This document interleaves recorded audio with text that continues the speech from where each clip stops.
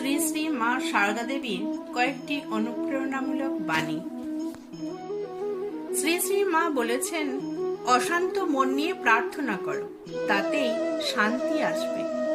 মায়ের চরণে মন সমর্পণ করলে অস্থিরতা মিলিয়ে যায়।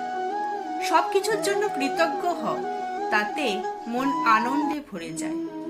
কৃতজ্ঞতা মানসিক প্রশান্তি আনে। অন্যের সুখে আনন্দ পাও, তাতেই শান্তি থাকবে।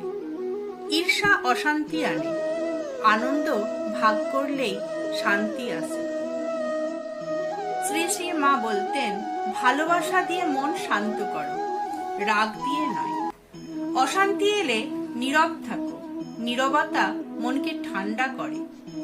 ঠাকুরের কাজ মনে করে কাজ করো, ক্লান্তি যাবে। নিজেকে ঠাকুরের কর্মযন্ত্র ভাবলে মন ভারমুক্ত হয়। অতি আকাঙ্ক্ষা করলে শান্তি নষ্ট হয়। যা আছে তাতেই সন্তুষ্ট থাকা